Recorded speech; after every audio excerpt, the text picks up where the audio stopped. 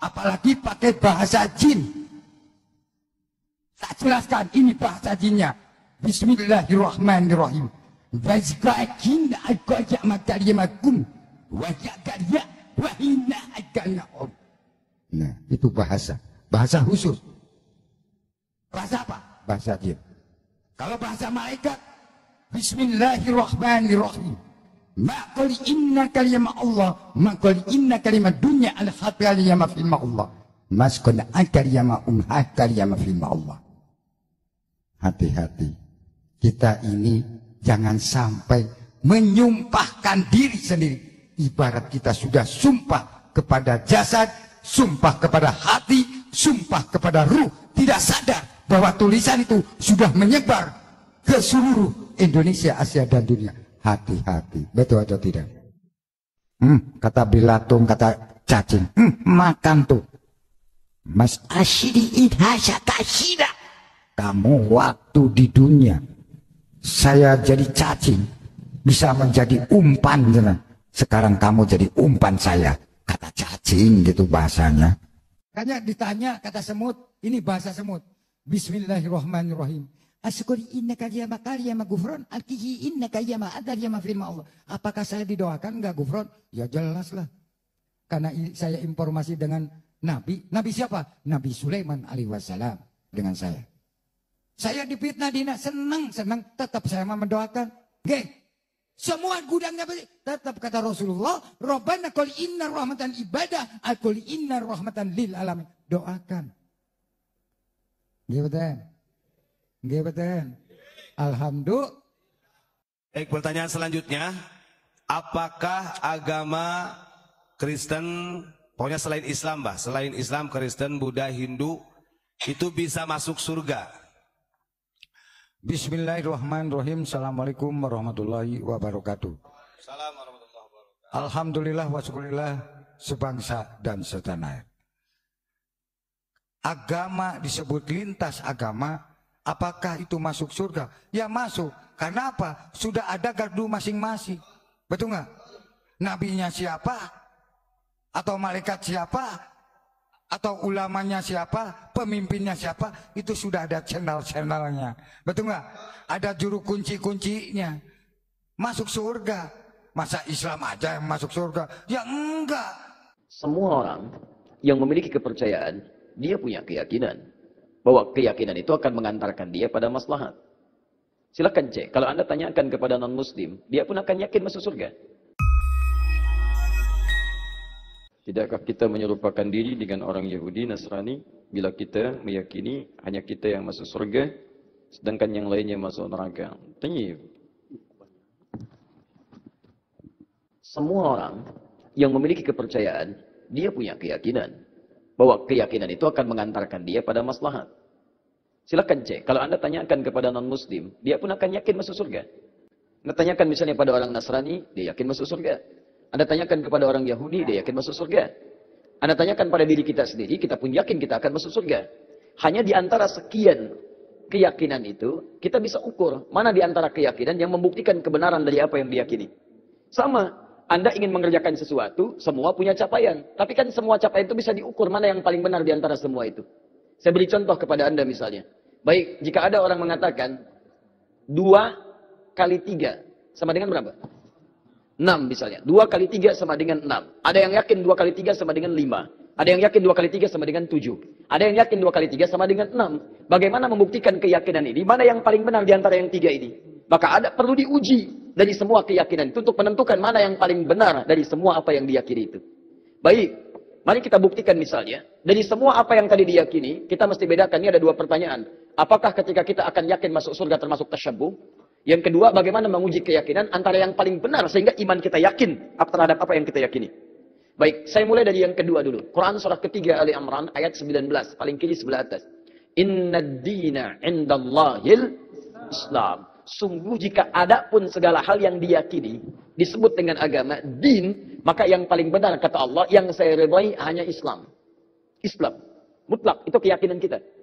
Ketika Allah menyebutkan yang paling benar Islam, bukan hanya menerangkan Islam benar, tapi menurunkan pemahaman-pemahaman supaya yakin cuma Islam yang benar, bukan yang lainnya. Dari mana? Mari kita uji. Dan ini secara ilmiah bisa kita bahas. Jadi jangan sampai antum mengecilkan orang lain tapi tidak punya argumentasi. Quran itu ketika menjelaskan sesuatu sifatnya argumentatif. Nih keterangannya. Tapi dari keterangan ini saya tidak paksa Anda untuk meyakini apa yang saya yakini. Anda mau silakan, saya nggak paksa. Itu indahnya Quran. Buka Quran surah kedua ayat 256 paling kiri sebelah bawah. La ikraha fid din. Tidak boleh paksa orang untuk memeluk ad-din. Din yang dimaksud Islam. Quran surah 3 ayat 19. Inna ad-dina indallahil Islam. Di dalam Islam nggak boleh paksa orang. Apalagi dengan senjata nggak boleh. Tembak orang, bom orang, bunuh orang itu nggak boleh, dilarang. Ya, saya pernah dengar kejadian bom Jalan Tamrin itu. Baik, setelah itu saya ke Lampung ada pertanyaan, Ustaz, apakah bom di Jalan Tamrin termasuk jihad fisabilillah? Masya Allah. Saya bilang, Pak, Allah, sependek pengetahuan saya, jihad fisabilillah itu jihad di jalan Allah, bukan di Jalan Tamrin. Ya beda. Kaidahnya lain. Sekarang perhatikan, kata Quran, jangan paksa orang. La ikraha fiddin, lakum dinukum waliyadin. Tapi Quran menerangkan, ketika Anda tanya, dari mana taunya Islam benar yang kamu yakini, diturunkanlah variabel-variabelnya untuk membuat Anda berpikir di situ. Contoh, dari aspek ketuhanan, kan yang paling penting, paling substansial, paling esensial, yang paling kuat dalam tatanan keyakinan itu adalah aspek ketuhanan, uluhiyah. Yang membedakan satu keyakinan dengan yang lain adalah konsep ketuhanannya. Dalam Islam tidak ada yang paling jelas dibanding keyakinan lain tentang yang menjelaskan tentang ketuhanan kecuali dalam Islam.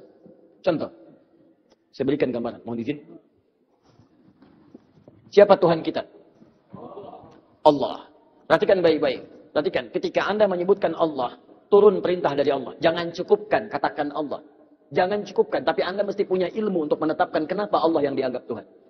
Kenapa Allah yang kita yakini sebagai Tuhan? Perhatikan, ketika Nabi ditanya oleh orang-orang kafir Quraisy pada saat itu, "Hei, man rabbuk? Man rabbuk?" Karena ketika turun ayat, "Qul a'udzu birabbin nas, qul a'udzu birabbil falaq." Rabb. Kata mereka, siapa Rabb itu? Karena ini Tuhan-Tuhan kami pun, Lata, Uzza, Manat, itu Rabb juga. Rabb kamu siapa? Turun. Qul huwa, katakan huwa yang disebut Rabb itu Allah. Saya tulis. Allah. Ketika menyebutkan Allah, perhatikan. Quran surah 47 ayat 19. Fa'lam. Anda mesti punya ilmu. Annahu la ilaha illallah. Untuk menetapkan tiada Tuhan selain Allah. Nah, sekarang lihat baik-baik ya. Dari namanya saja, Allah sudah menerangkan. Saking jelasnya konsep ketuhanan dalam Islam. Namanya saja, itu tidak ada bandingannya. Kul, katakan Muhammad, huwa Allah. Dialah Rabb itu Allah ahad. Yang dari sifat namanya, dia punya sifat ahad. Lihat sini.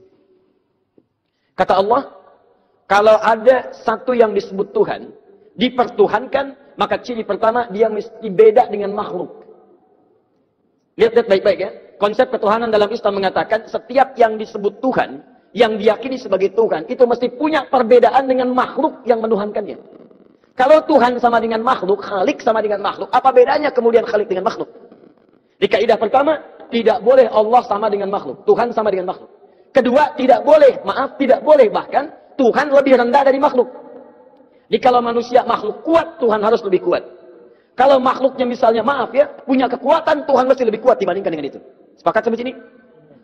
Namanya pun mesti beda dengan makhluk. Lihat, nama Tuhan, Allah sifatnya ahad. Ada wahid, ada ahad. Itu beda. Kalau wahid, satu masih mungkin ada dua. Itsnain, tsalatsa, arba'. Tapi kalau ahad, satu-satunya yang tidak ada duanya. Sekarang perhatikan baik-baik. Dari segi namanya saja, itu sudah punya mukjizat. Kata Allah, nama ini tidak akan pernah ada duanya. Dan setiap Anda hilangkan setiap hurufnya akan menunjuk pada zat yang satu. Contoh. Allah. Saya hilangkan kemudian satu hamzah wasalnya. Ini. Baca. Lillahi ma fis samawati wa ma fil ardh. Saya hilangkan satu huruf masih menunjuk pada yang satu. Ahad. Lillah. Saya hilangkan satu lamnya. Lam satu hilang. Pasti dia ikut hilang. Baca. Lahu mulkus samawati wal ard. Lah masih menunjuk kepada Allah. Saya hilangkan lamnya. Baca. Hu itu singkatan dari huwa asalnya. Hu singkatan dari huwa. Karena ketika Anda baca huwa wakaf di sini, maka Anda hilangkan wa-nya, baca hu-nya. Quran surah kedua Al-Baqarah ayat 255, paling kiri pertengahan. Allahu la ilaha illa huwal hayyul qayyum, waqaf di huwa. Allahu la ilaha illa wa-nya enggak dibaca.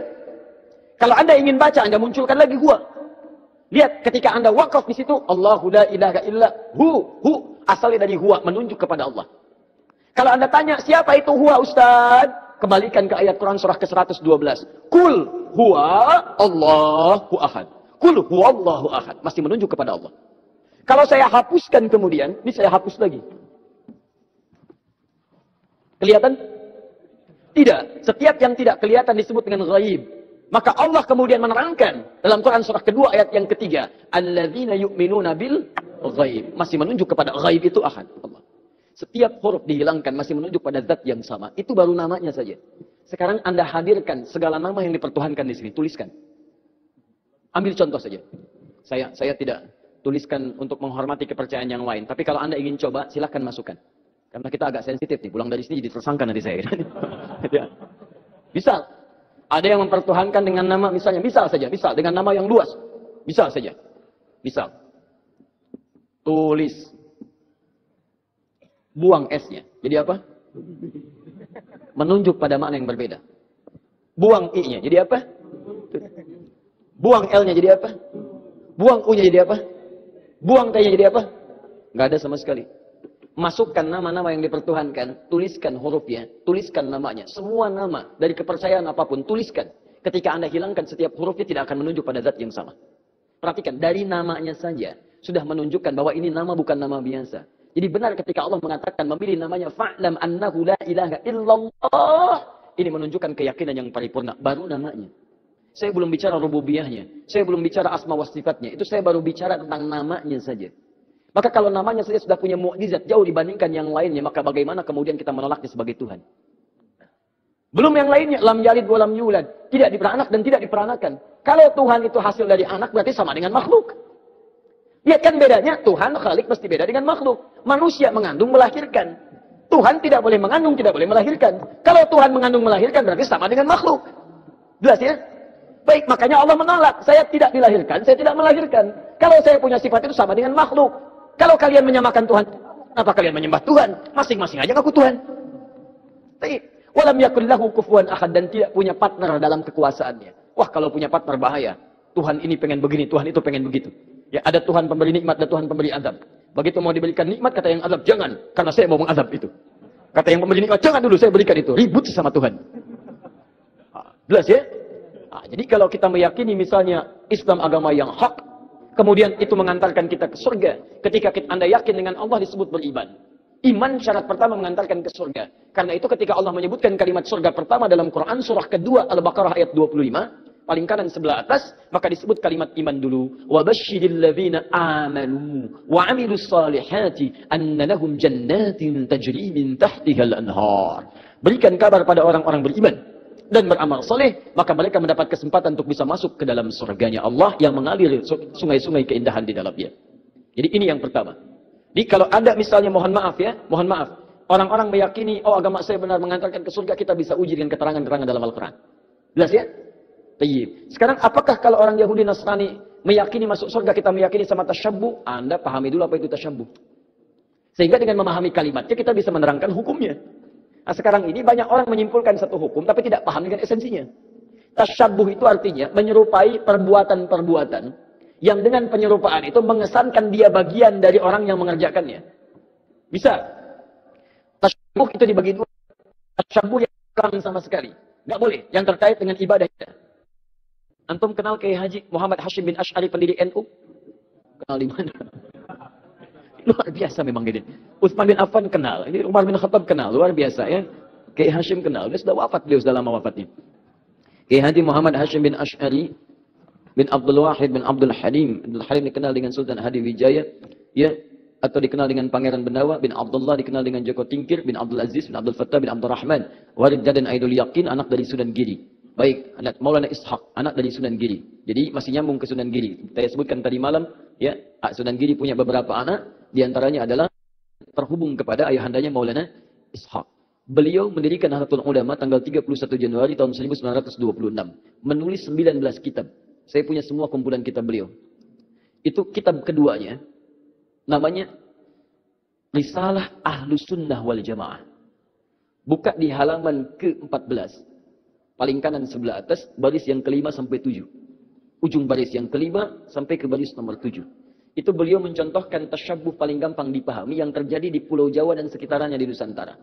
Dibuka di halaman ke-9, paling kiri sebelah atas, faslun, fasal, pembahasan, fi dhuhuril bid'ah fi ardi Jawa. Tentang munculnya bid'ah. Bid'ah di sini bukan masalah fikih, tapi akidah, keyakinan. Ya, di negeri Jawa, di pulau Jawa. Kemudian, wantisyariha wal mubtadi'ina fiha. Dan penyebarannya bagaimana dia menyebar, serta tokoh-tokohnya. Di antara yang disebut dengan bid'ah adalah tasyabbuh fil aqaid. Menyerupakan dalam keyakinan-keyakinan di pemeluk lain. Apa di antaranya kata beliau? Pada masa penjajahan dulu itu, datanglah kemudian para penjajah. Plus bukan dengan penjajahan saja, tapi dengan keyakinannya. Mereka membangun kanais, pusat-pusat ibadah mereka. Ya, kalau dulu yang datang itu Portugis, maka dia bangun gereja. Kemudian juga Belanda datang bangun gereja. Ketika dibangun, dia kemudian mengajak dengan misi supaya orang-orang konvert pindah agama pada keyakinan mereka. Bagaimana caranya? Salah satunya dengan tasyabuh. Mengajak kemudian dengan pakaian-pakaian, ya, ciri khas pakai topi-topi khusus, pakaian-pakaian khusus dengan pakaian yang dipakai mereka untuk ibadah. Ada yang memberikan biskuit, ada yang memberikan makanan macam-macam. Kata beliau, memberikan fatwa pada saat itu, siapa yang bertasyabbuh mengenakan pakaian bizayyihim, pakaian-pakaian khas mereka.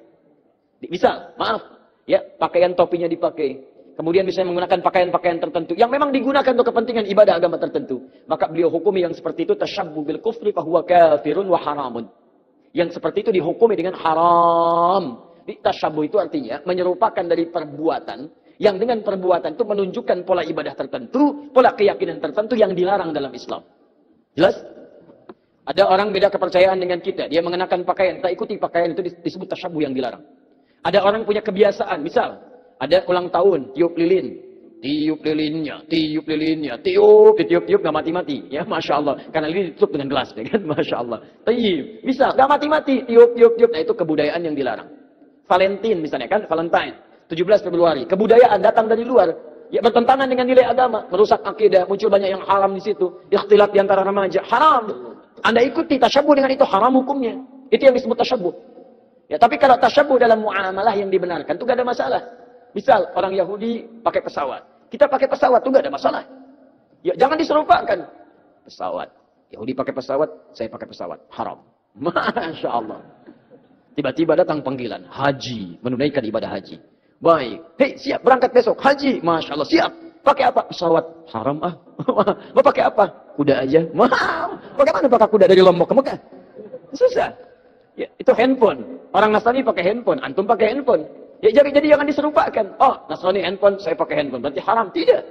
Ya, Anda boleh gunakan itu. Ketika mereka menggunakan, Anda gunakan. Cuma perbedaannya, bagaimana cara Anda menggunakan itu. Mereka gunakan misalnya untuk keyakinan mereka. Anda gunakan untuk keyakinan Anda. Update waktu sholat, masukkan program Quran di dalamnya. Ada yang sifatnya serupa. Dia nelpon, Anda nelpon. Itu bukan tasyabuh. Kan itu pola umum dalam kehidupan.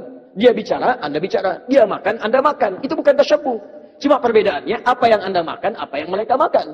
Bagaimana cara mencari makanan, bagaimana cara mereka mencari makanan. Itu yang membedakan antara mereka dengan kita. Makanya orang beriman ketika mencari makan pun disebut kalimat imannya dulu. Quran surah kedua ayat 172. Paling kiri sebelah atas.